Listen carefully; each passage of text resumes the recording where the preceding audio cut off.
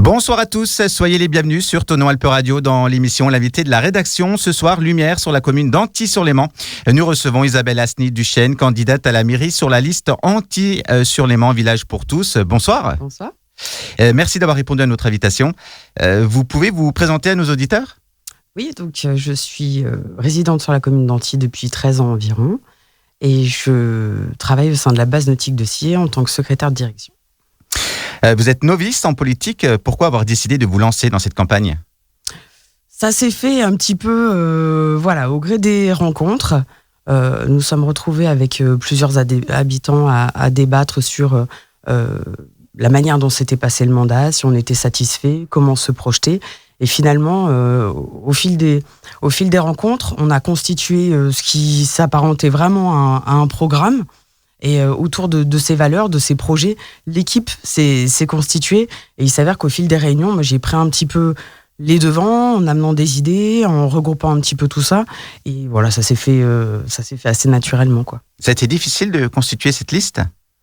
Finalement pas. Non, au contraire, on a dû aussi limiter le nombre de personnes, sachant que les derniers, on sait très bien que sont pas forcément éligibles, mais comme on compte par la suite élargir des commissions citoyennes, ils savent qu'ils ont très bien la possibilité d'intégrer par la suite le projet. Vous pouvez nous parler de votre programme pour la commune d'Antilly ? Alors, le programme, déjà, il s'oriente sur différents axes qui sont en réponse à ce qu'on a constaté, aux attentes que nous-mêmes habitants avons. C'est-à-dire plus de concertation, solliciter les habitants sur les gros projets. Donc, dans l'absolu, ça veut dire qu'à l'avenir, ce qu'on aimerait, c'est mettre en place des réunions informatives, consultatives, sur différentes thématiques, que ce soit la mobilité, les projets accès à la culture qu'on a aussi en parallèle, et exposer, nos envies, voir avec eux quels sont nos retours, et à l'issue de ça, des personnes intéressées se fassent connaître. On constitue un petit noyau, une dizaine de personnes, c'est pas mal. Dans un premier temps, uniquement des habitants, des citoyens, parce que des fois, d'avoir le regard d'élus, on n'est pas forcément à l'aise. Donc, de travailler ensemble sur cette question et qu'à la suite de ça, il y ait une ou deux personnes qui intègrent la commission au niveau du conseil. J'ai vu dans votre programme, vous voulez constituer un conseil municipal des jeunes et un conseil des aînés. C'est plutôt une bonne chose. C'est un moyen de rapprocher les habitants, hein. Oui, complètement. De les rapprocher et puis aussi de les intégrer au dispositif et de décision et de création de projets. Et les jeunes, après, nous, on a eu différents retours. On a déjà fait des rencontres sur des petits problèmes d'incivilité, différentes choses. Pour certains, pour la plupart des jeunes. Et il s'avère que la prévention, elle passe aussi par là. C'est-à-dire que leur donner la parole tout jeune, et leur dire, vous pouvez, vous aussi, à votre mesure, être acteur, faire des choix, nous orienter. On n'a pas de la même génération, on n'a pas forcément les mêmes attentes, pas le même regard. Oser exprimer, on vous donnera les moyens d'eux, dans la mesure du possible. Donc ça, c'est un fait. Et puis les aînés, pareil, qui connaissent aussi, pour beaucoup, pas mal la commune, mais d'autres aussi nouveaux arrivants. C'est le petit côté aussi inclusion qui est intéressant.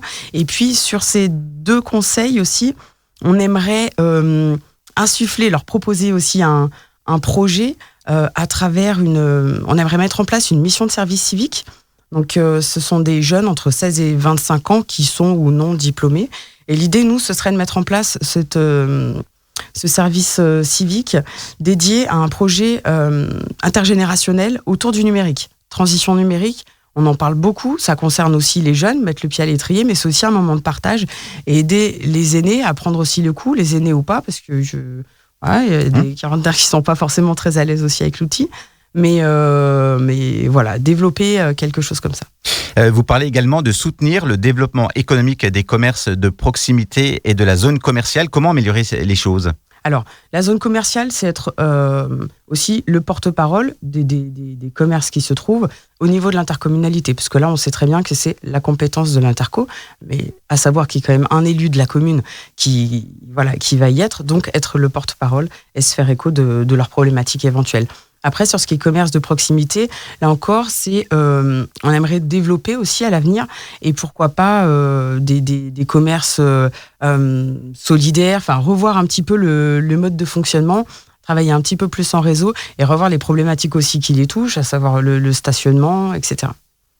Vous pouvez nous présenter quelques noms de vos colistiers ? Oui.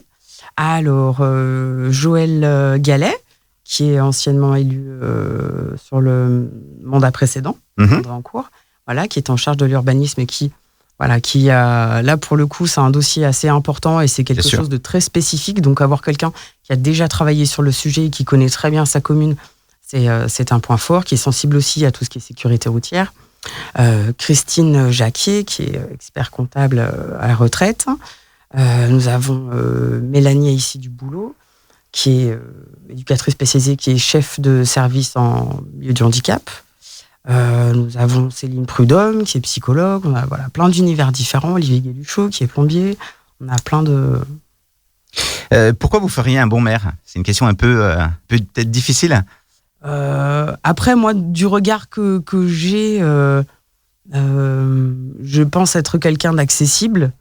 Je pense que ça, c'est important aussi, de se dire qu'en tant qu'habitant, on ne craint pas d'aller échanger avec la personne qui nous représente en tant qu'habitant. On se sent assez proche pour lui faire part de quoi que ce soit comme problème. Et puis, c'est aussi au sein de l'équipe, je pense que c'est important.